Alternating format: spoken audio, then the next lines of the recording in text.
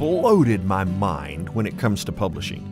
Dianna Booher is the author of 48 books, available in 60 foreign language editions with nearly 4 million copies sold.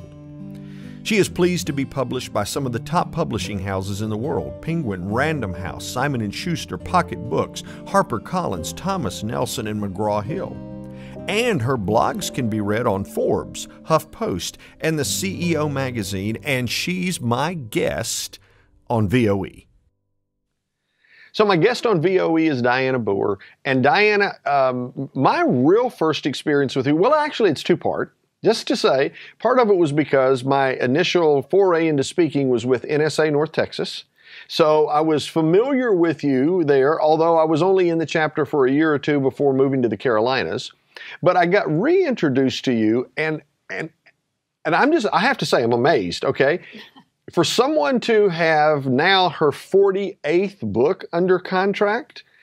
You headed up the NSA Writers Conference in New York several years ago, and I remember going to that, and it was amazing, the information and the diversity of how people chose to write and publish books.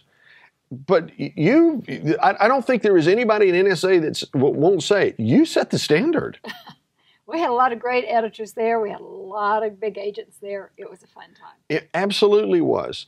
So let's talk just a little bit about not that particular conference, but about the concept, because today there seems to be a big chasm between the concept of, well, I want to write a book and I have we'll call it capacity. Mm-hmm. Some people aren't as talented as others.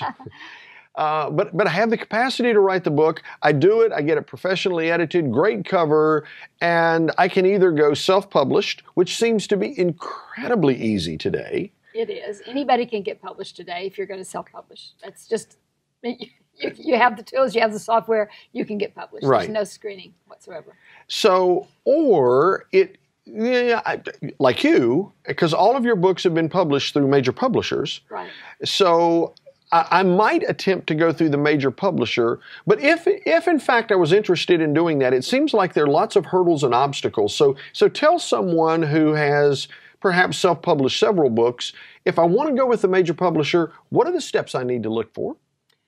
Basically what you're doing is you're going to find an agent, because you can't get anything published without an agent unless they're your best friend or they know someone. Sure. And even then, they're going to want a proposal because they don't make the decision alone. They have to convince their marketing team that it's going to make a lot of money for them. Sure. And so you're going to have to eventually write a proposal. And so you have to go through, unless they are your best friend, you're going to have to go through an agent.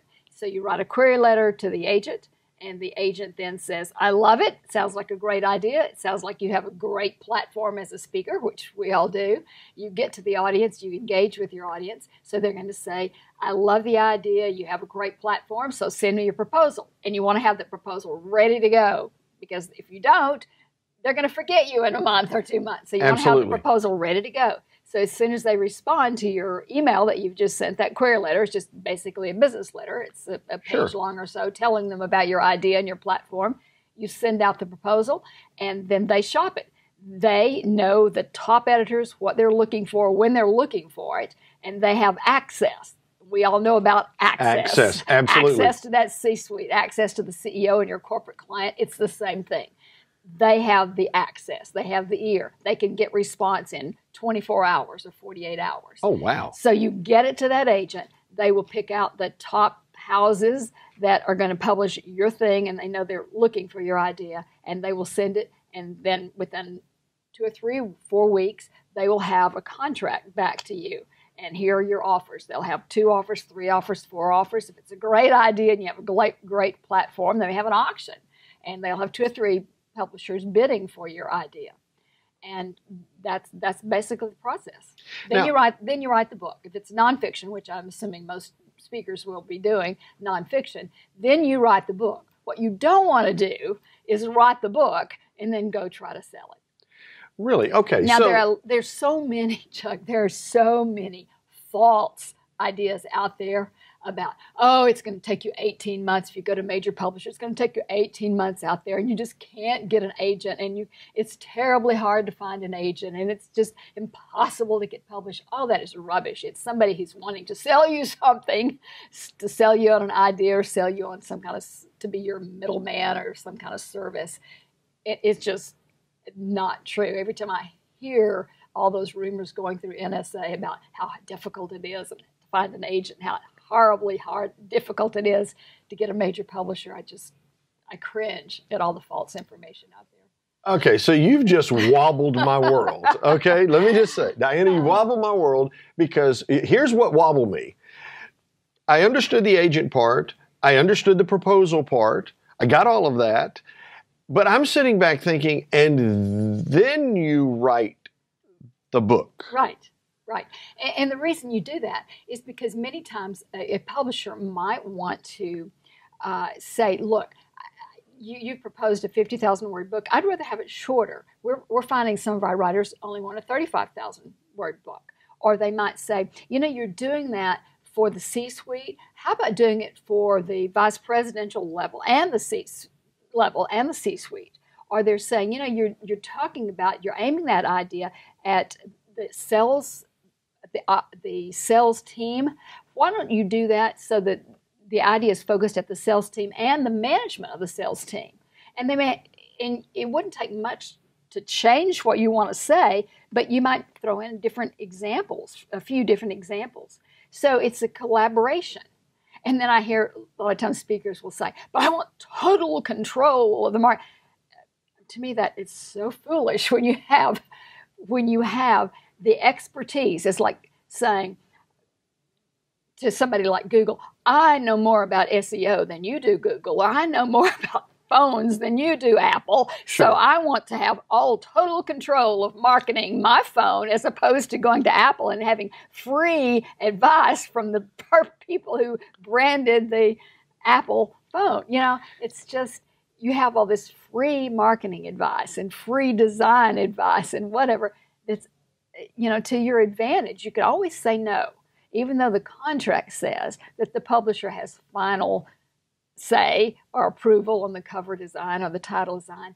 They want your input. I have never, in 47 books, had a publisher say, nah, we don't want to hear from you. No, we're not going to take your advice.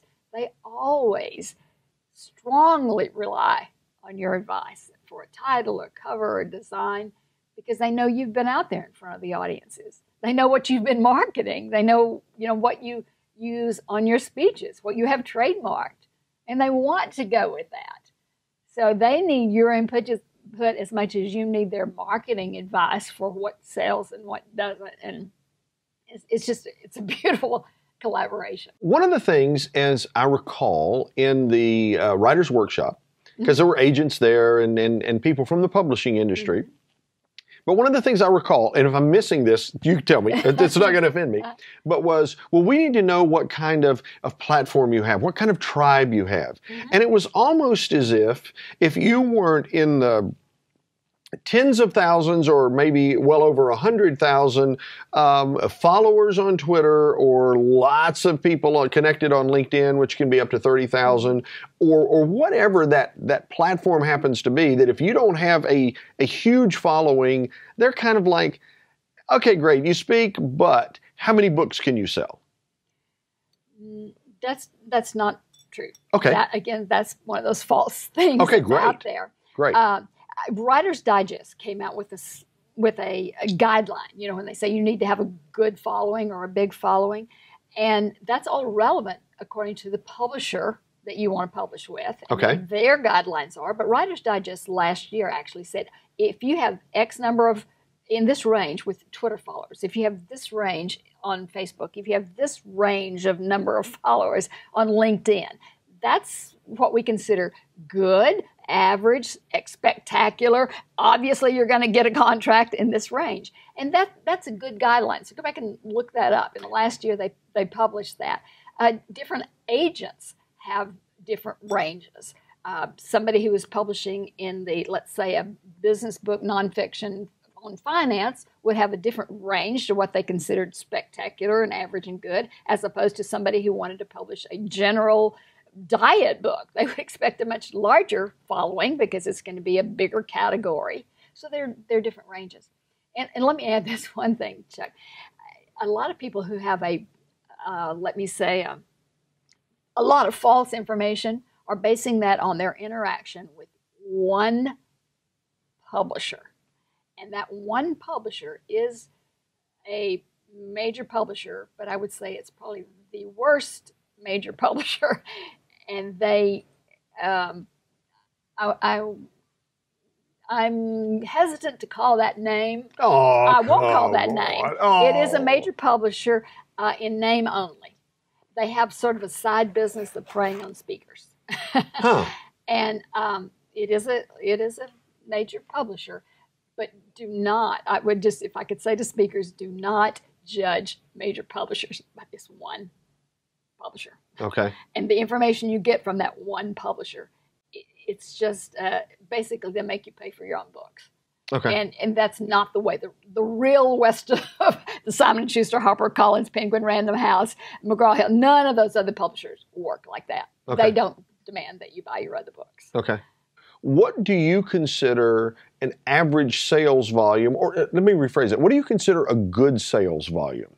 I can give you statistics. Okay, great. You know, there's several BookScan collects, Nielsen collects records, Publishers Weekly, and those scans are, that research from those firms are about 60% now. It's dropped a little bit. It's about 60% of the books that are sold. And they say that 10,200 is average. That's a real break even. We're happy, we'll publish your next book. So Interesting. If you've done that, now most speakers don't think that's great because we sell so many back of the room. I mean, we get bulk sales. One client can come in and buy 4,000 copies from us. Sure. So we don't consider that great. But just for the general rest of the world authors, they're happy with that. So you can see that you could do really well with a traditional publisher. One of the things that I think really it just fascinates me is you have. Go ahead. Go ahead and ask that question. But I just want to throw in while you're asking me how many to sell. No, go ahead. You have the best of both worlds with a traditional publisher because you get such great discounts as an author.